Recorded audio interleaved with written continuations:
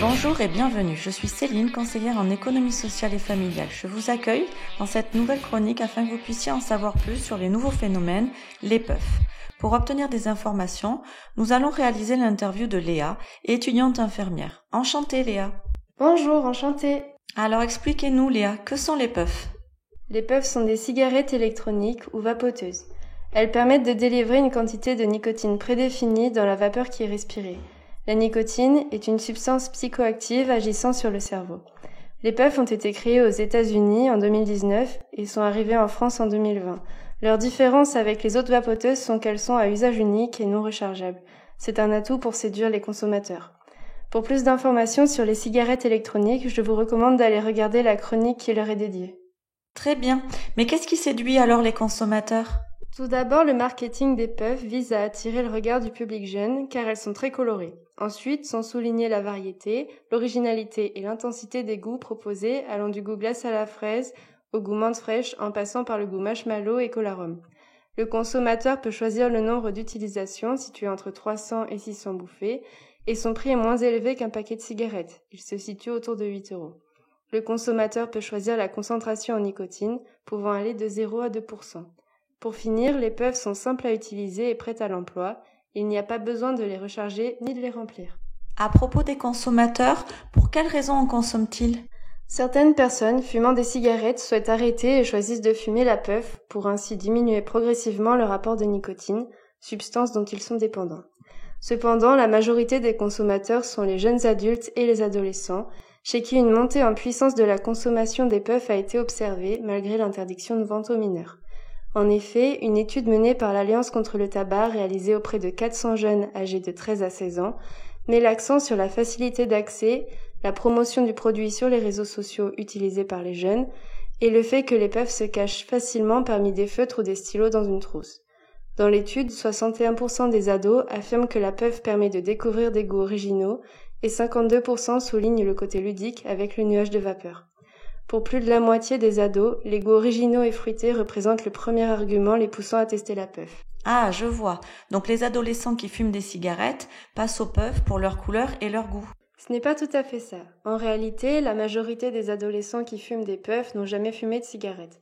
C'est pour eux une consommation qui débute avant le tabagisme, et c'est pour cela que les puffs représentent une porte d'entrée dans le tabagisme chez les jeunes. Cela est majoré par l'effet de groupe.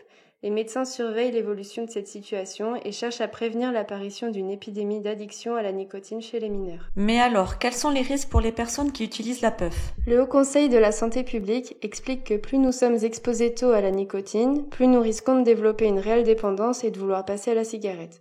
C'est pour cela qu'est crainte l'utilisation de la puff par les ados, d'autant plus qu'il y a un risque lié à l'impact sur le développement du cerveau. De manière plus générale, le risque d'addiction à la nicotine concerne tous les consommateurs. Les conséquences sur la santé des substances inhalées autres que la nicotine sont encore inconnues. Certaines puffs sont vendues sans respect de la réglementation sur Internet, où le taux de nicotine autorisé n'est pas respecté. Il est supérieur à 20 mg par millilitre et l'accès pour les mineurs y est simplifié. Nous pouvons enfin ajouter qu'il peut se créer une certaine habitude au geste de porter quelque chose à sa bouche et d'avoir constamment quelque chose dans les mains, ce qui peut devenir un réflexe. Et qu'en est-il de l'aspect écologique ? Les puffs sont à usage unique. Lorsque toutes les bouffées ont été prises, on ne peut remplir à nouveau le réservoir ni recharger la batterie. Cette dernière est en lithium. Les utilisateurs jettent alors la puff usagée. Cela augmente drastiquement la quantité de déchets par comparaison aux cigarettes électroniques rechargeables qui se remplissent et se rechargent. Il est aussi observé que les personnes jettent les puffs dans les poubelles à ordures ménagères. Or, du fait de la présence de la batterie qu'on ne peut retirer, elles sont à éliminer dans les poubelles spécifiques, utilisées aussi pour les piles. On peut aussi parfois retourner la puff usagée au bureau de tabac où elle a été achetée. Certains d'entre eux se chargent de les mettre dans le circuit d'élimination adapté. À ce jour, aucune source fiable ne permet d'affirmer que les puffs sont recyclables. Que dire alors aux personnes qui utilisent la puff comme moyen d'arrêt du tabac ? Tout d'abord, la cigarette électronique n'est depuis peu plus considérée par la Haute Autorité de Santé comme un outil permettant l'arrêt du tabac, mais plutôt comme un moyen pour contrôler sa consommation et la diminuer si cela est souhaité. D'autres dispositifs connus sous le nom de substituts nicotiniques existent, tels que le patch, les gommes à mâcher, les pastilles à sucer, les sprays buccaux ou les inhaleurs. Ils sont remboursés lorsqu'ils sont prescrits. Ensuite, si vous ou un de vos proches souhaite arrêter de fumer ou de vapoter, les informations sont présentes sur le site Tabac Info Service. Un numéro gratuit dédié, le 39 89, et une application gratuite d'e-coaching peut être téléchargée sur un téléphone portable nommé Tabac Info Service. Vous pouvez aussi prendre rendez-vous dans un centre de soins, d'accompagnement et de prévention en addictologie ou XAPA. Merci beaucoup Léa pour cette interview et bonne journée. Au revoir.